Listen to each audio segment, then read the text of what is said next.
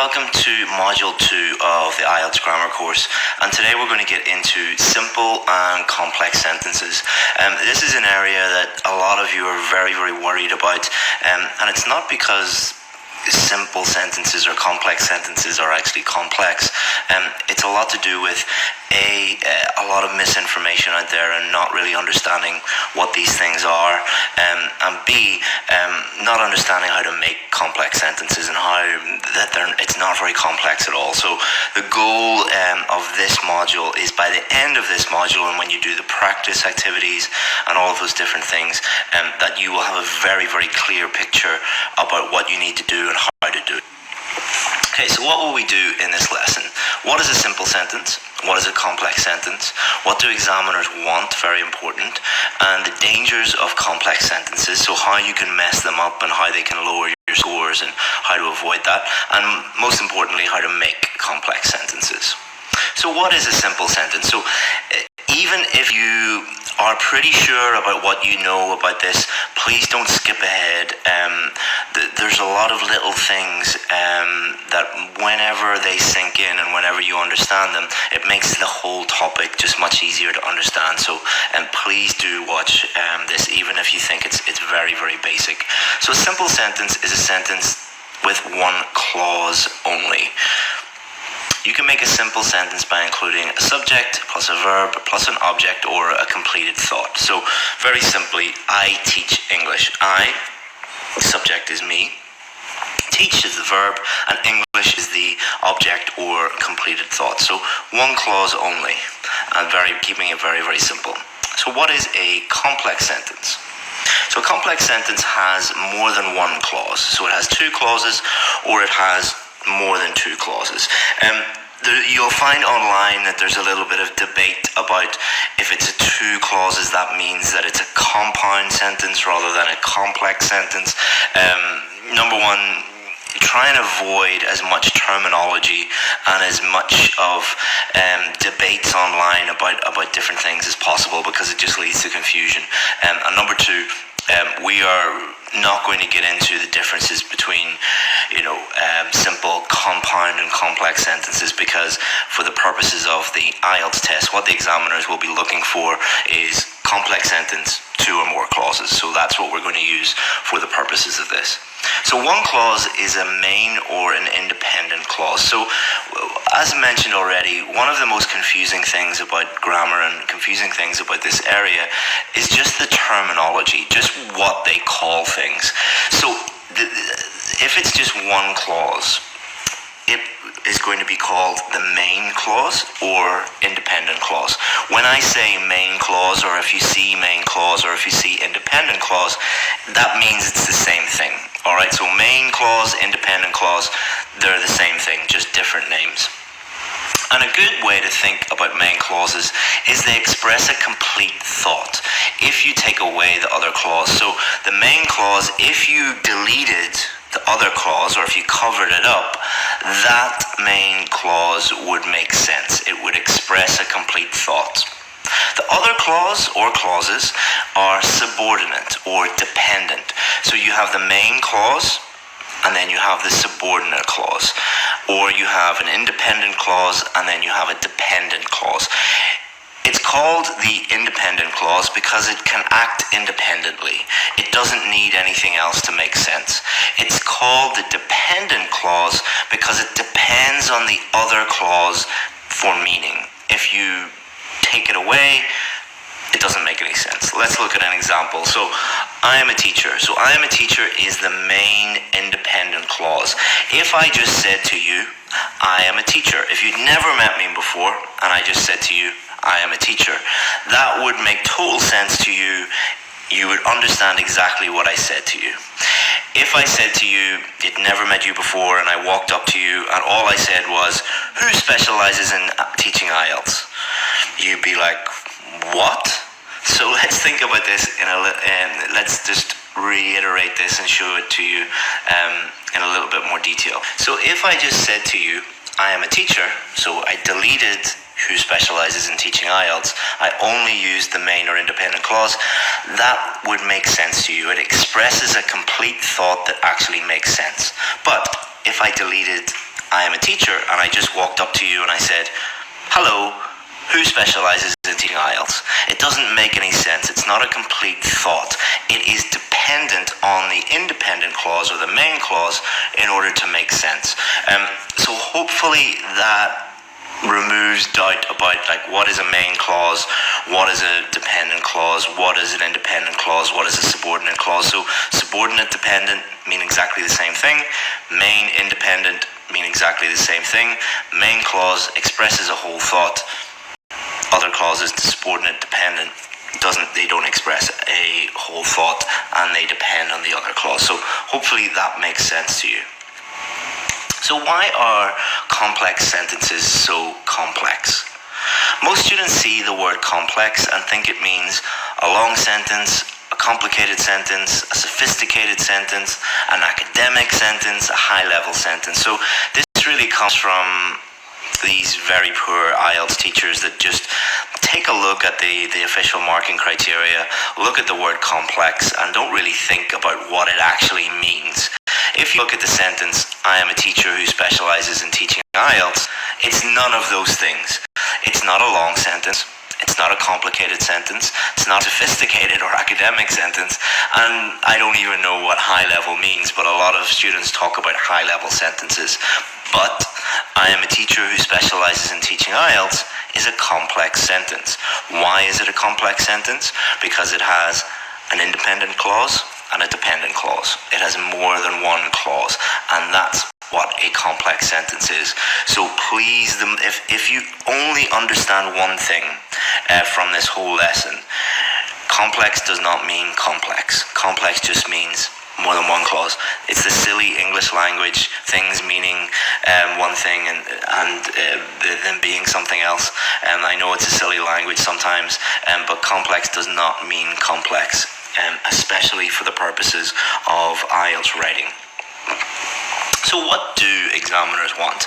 So they don't want high level, they don't want complicated, they don't want sophisticated. What do they want?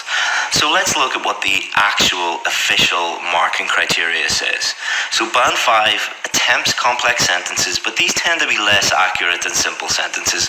So even a Band 5 answer they've made an attempt at complex sentences, but it's very clear that when they try to go from simple to more complex, multiple clauses, they're making some mistakes.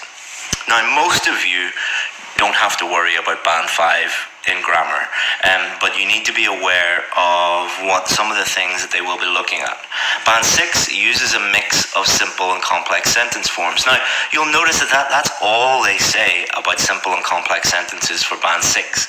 You just use them, alright? So what they're actually saying is, you have attempted to use them, but in order to get a 7 or above, you have to produce frequent error-free sentences. So 7 or above in terms of complexity, in terms of complex sentence, means that you use complex sentences, and it also means that you can write complex sentences accurately. Alright, so Band 7, 8, or 9, they use complex sentences and they can write complex sentences accurately. Not all accurately, so you'll notice here produces frequent error-free sentences.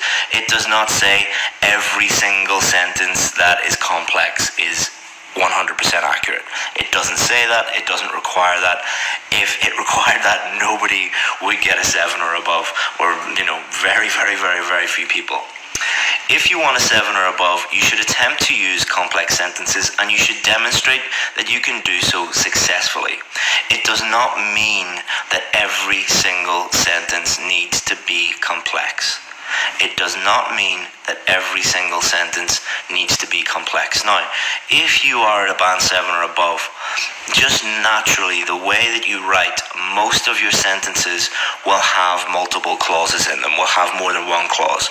Now, does that mean that if you write one sentence that is very simple and only has one clause, you'll automatically get below a 7? No, some sentences, for example, topic sentences sometimes, will just have one clause, but it is rare for a 7 or above to have lots of sentences that have just one clause in them. And we'll look at just how simple it is to make complex sentences in further on in this lesson. But about what the examiners want. They want most of your sentences to be complex and most of those to be error-free. So that's the kind of the standard that you need to get to, and it's not a very, very high standard. What do examiners really want? They want to be able to understand what you mean, and they want you to clearly convey what you mean. So they're not interested in complexity. What they're interested in is, you would not believe how nice it is when you're marking someone's essay and you can just look at it one time and understand everything in it. That is your goal. Your goal is not to increase complexity. Your goal is to increase clarity. Complex sentences are simply a tool that allow you to convey complex ideas, and I put those complex ideas in quotation marks because complex ideas are not, again, this is silly, I know it's confusing, they're not that complex, and we'll look at that in a bit more detail. Complex sentences enable you to take complex ideas and convey them clearly. So conveying complex ideas. What are complex ideas? So first-class air travel is luxurious. That's a simple idea. First-class air travel results in the person being well rested. That's a simple idea. First-class air travel is very expensive. That's a simple idea.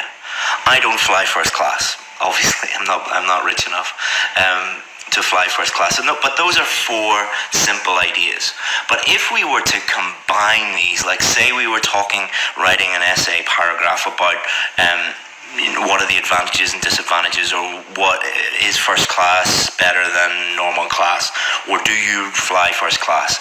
You would have to combine these four simple ideas into a complex idea. And a complex idea, for the purposes of this, is just really multiple ideas. Okay, multiple ideas working together. So not complex as in Einstein level, like PhD level theory. It's just multiple single ideas together, acting together. So I can put this together in a sentence. Although first-class air travel is luxurious and results in a person being well rested, it is very expensive, and this is why I do not fly first class. So what I've done here, this is a complex sentence. So I've used a complex sentence in order to convey clearly four simple ideas. If we combine these four simple ideas together, we come up with complex ideas. So the reason why they're complex is there are more than one of them, and I've combined it and used it in a complex sentence to convey my complex ideas. Because if I didn't do that, then I would just have to write this sentence, then write this sentence, then write this sentence, then write this sentence. Now, that would be 100% accurate.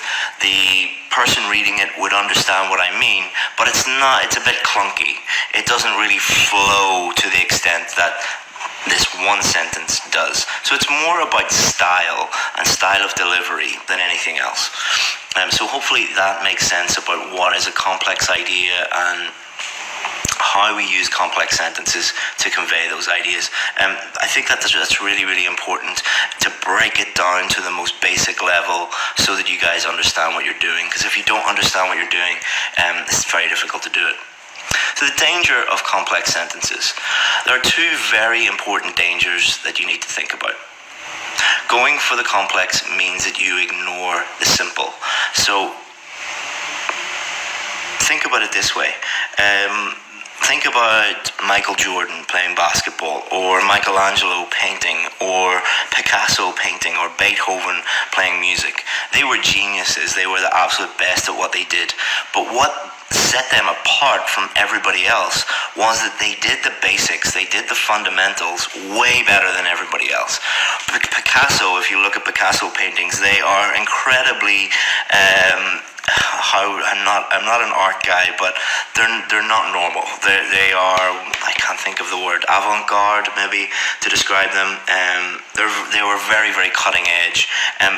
But I did a bit of research about Picasso. I read a book about him, and it said that before he went into the very, very complex and the very new, he mastered the basics of painting, and he was unbelievable at all of those basic techniques. In order to do well in the IELTS test, you need to get good at these very, very basic, at the very basic level.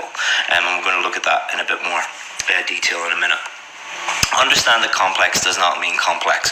We've looked at that already. We don't need to really go into that any much more, but those are the two pitfalls, the two dangers that you might come across.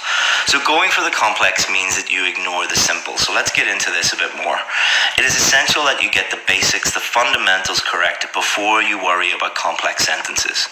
You could write 3 or 4 very sophisticated sentences, but if you then make simple mistakes in other sentences, you are showing that your grammar is not very advanced. So you could get lucky with one sentence, but if you're making basic mistakes in all the other sentences, the examiner is not going to look at your writing and say, well, here's one band 9 sentence, let's give them a band 9. No, they're going to look at all of the other sentences and say, okay, she made or he made some very basic mistakes in all of these other sentences. It's probably a band 5 or a band 6.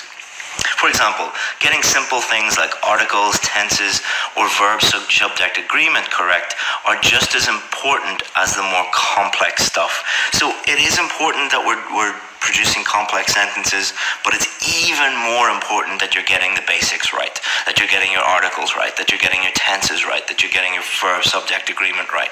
So I'm going to show you in this lesson how easy it is to make a complex sentence, but please do not think that if you make lots of complex sentences, you're going to get a high score. It is just a part of getting a high score. Even more important than that is accuracy and getting the basics correct. And obviously in this course we're going to be looking at how to get your articles correct, how to get your tenses correct, how to get your verb-subject agreement correct, all of those things. So you do not get high marks for writing very long sentences, so it's not about length.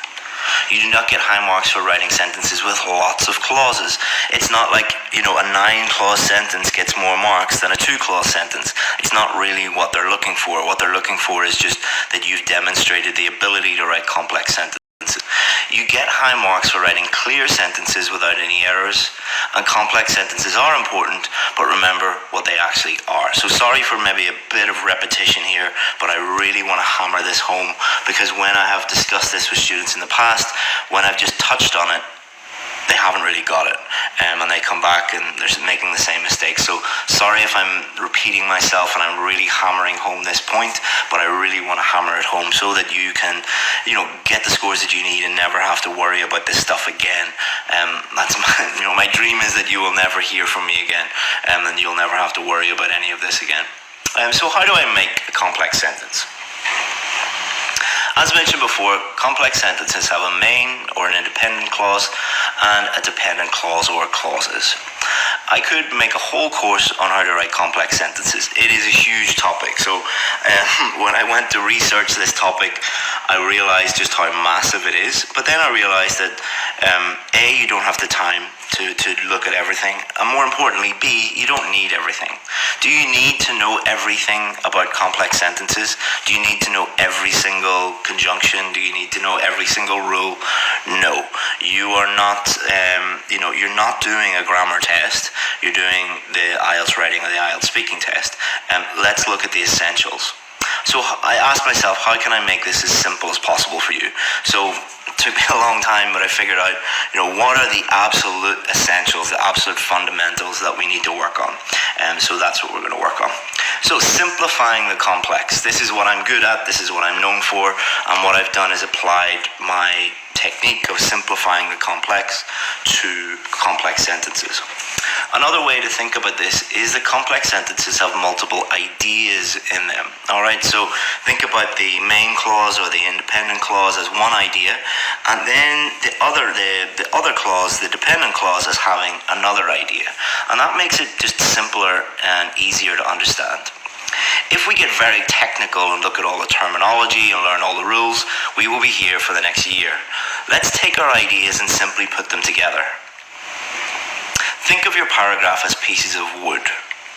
Each piece of wood is going to help you build your paragraph, just in the same way that if you were building a fence or you were building a cabin. How will you join them together? So you have your pieces of wood. Imagine you're building a fence.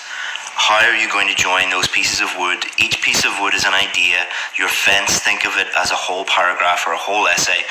What are you going to need to join them together? Conjunctions. So think about conjunctions as a nail that you hammer into a piece of wood to join pieces of woods together. Pieces of woods. There's a plural noun mistake for you, just showing that everybody makes mistakes. Pieces of wood. So each piece of wood is an idea. The whole fence is a paragraph or an essay, and the conjunctions are the nails that you're going to use to join the pieces of wood together. So think of it about this course or yourself as the hammer, hammering together all of those ideas using the nails, and the nails are conjunctions. So what are conjunctions? Simply put, they're words that connect ideas together. Take your ideas, put them together using conjunctions. So why is online shopping so popular? So let's look at an example. So it is cheap. Online shops have lower costs. They pass savings to customers. Customers save money. So 4 ideas, 4 simple ideas, and we need to think of each of these as a piece of wood. We need to put these 4 ideas together in 1 or 2 sentences. Saving money means they can spend money on other things. All right, so 5 ideas. Okay, so what I've done is I've taken those 5 ideas and I put them into simple sentences. So online shopping is popular because it is cheap. Online shops have lower costs. They pass savings to customers. Customers save money. Saving money means they can spend money on other things. So all accurate, but we need to make this a little bit more complex. So if all you did in the test was write very simple sentences like these ones, the examiner is going to look at it and say, your grammar is pretty good, it's very, very accurate, but in order to be getting a 7 or above, I'd like you to make your sentences a little bit more complex. That's what the examiner would be thinking. So here's what we've done. Online shopping is popular because it is cheap. Online shops have much lower costs, which means these companies can pass the savings to the customers so that the customers save money and they can spend it on other things. So the words in green here are conjunctions, all right? So you're probably looking at this paragraph and thinking, this is not very complex. Why is he teaching us this? These are complex sentences, all right? So we have 2 complex sentences. Online shopping is popular because it is cheap. So we have the dependent or the independent clause and the dependent clause. Online shops have much lower cost. Conjunction, which means these companies can pass the savings to the customers so that we're showing a result that the customers save money, and addition, they can spend it on other things. So think of these 4 green bits here as the nails and the black bits as pieces of wood, and we have constructed a nice paragraph here. Obviously our paragraphs, task 2 paragraphs, would be longer than this, but it's just for demonstration purposes only. So let's look at some common conjunctions. So on the left hand column here, we have the type. So we have time, place, reason, contrast, condition, purpose, result. So to show time, we can since, when, while, place, in the same place as, where, wherever, reason, as, because, that, contrast, although, despite the fact that, whereas, condition, given that, if, unless, purpose, in order that, so that, in order to, and result, so that, as a result. Is this an exhaustive list? Is this every single conjunction in the world? No. What I have done for you is I have looked at the most common types of conjunctions used, and I've looked at the most common conjunctions found in sample essays. But there's others that you could use. Do not think that you can't use other conjunctions, but these are just some common ones. So let's look at some example sentences. She celebrated as soon as she saw her IELTS result. Place, she went into the room where the examiner was waiting for her. You should learn grammar because it's important. She got a high IELTS score, although she didn't study. I won't go out later if I'm tired. The students studied hard so that they would get a high score. He studied very hard, so he got a high score. So these are just some example sentences, and the bits in red are the conjunctions, showing you how I've made very simple ideas and made complex sentences with them. And you're probably looking at these going, oh, these are complex sentences? Why was I writing very, very long, complicated things? Hopefully the penny is dropping. Hope the penny is dropping is an idiom. You can look that one up. things are starting to click into place, and you realize that complex sentences are not very complex and they're easy to make. So here's a sample answer. So here's a sample paragraph from a task 2 sample essay. Also, just going back, some of this kind of stuff, they might be going over your head a little bit, and there's a lot of information.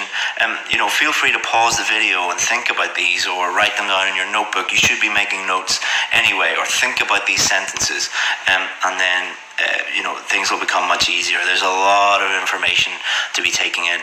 So the worst thing you can do, and a lot of you do this, is just like, oh my god, I don't understand anything, it's all too much. Just slow down, take your time, and you'll be okay. So let's look at this sample answer. So what I've done is I put the conjunctions in, and then the type of conjunction that it is, making complex sentences here. So there are many ways in which people put their health at risk because they are afraid of altering their lifestyle. So we're showing the reason here, and we're using because as a conjunction. Some people eat the same unhealthy diet every day so that they are not used to other healthy alternatives, resulting in them sticking to the same processed fatty foods. For example, many people living in big cities eat fast food regularly because they only have access to fast food restaurants where they can only purchase junk food. Although many people are aware of the consequences, obesity-related diseases like stroke and diabetes are still the major causes of death in developed countries. Now, again, you could look at this and say, well, there's no really long sentences. Most sentences are pretty short. Complex doesn't mean long. And you could look at this and go, it's pretty straightforward. I can understand everything. Complex doesn't mean complicated. So what the purpose of this is to just show you how simple it is to make complex sentences using conjunctions. Instead of thinking about all the complicated terminology, just think, okay, I've got this idea. I want to express this idea. How can I do that simply? Put in your conjunction and you should be fine. The most important thing is not to think, how can I make lots of complex sentences? So when you are writing, if you go into the writing test with a grammar first attitude, by grammar first attitude I mean all you're thinking about is grammar. It's the same as having a vocabulary first attitude. You will fail because you're only thinking about that. Think first of how can I clearly answer the question, and then think about grammar second. If you thought, how can I just clearly answer the question, and you write a paragraph, you'll be amazed at how many complex sentences you already have, and then you don't have to worry about it so much. However, many of you just need help making sure that these complex sentences are accurate. So are you already making complex sentences? Go and look at your writing samples. Go and look at especially if I've given you a correction before. Look at some of your accurate sentences, or sentences that were 90% accurate. Look for ideas. Look for dependent clauses. Look for independent clauses. Look for conjunctions especially. And you will be amazed at how many complex sentences you are already making. There's a very high likelihood that you are already producing accurate, complex sentences. Don't try and push it too far, alright? If you learn anything from this is, the bar is much lower than you think. So what have you learned in this lesson? The most important thing is that you're aware of what simple and complex actually means. It is more important to get simple sentences correct than it is to try and write lots of long sentences. And try and think about sentences with more than one clause while you're doing the rest of this course. They will become much easier to produce. Alright, so we're going to be looking at lots of different things in this course. And the reason why I started off with simple and complex sentences is you will be seeing lots more complex sentences as we go through this course and as we look at many, many different things. So it's just something to be aware of and think about while you are going through the course. So the next lesson, we're going to look at articles. Please do the practice activities at the end of this lesson, and that will help consolidate your learning and help you out. So next lesson, we're going to look at articles. Hope that you find this lesson useful, you find it enjoyable. Obviously, you do not have to understand absolutely everything first time. Some of you will maybe go through the course and watch each module one time, and then maybe go through some things again. Some of you will watch each module 2 times. Do whatever you think suits you. And the most important thing you do is just don't turn off the video and forget about it, and not do anything about it. And think about what you need to do in order to fully understand this. And I would definitely urge you to go and look at your writing and think about how you are or are not making accurate complex sentences already. Thank you very much, guys. See you again in the next module. Okay, guys, so welcome to module 2.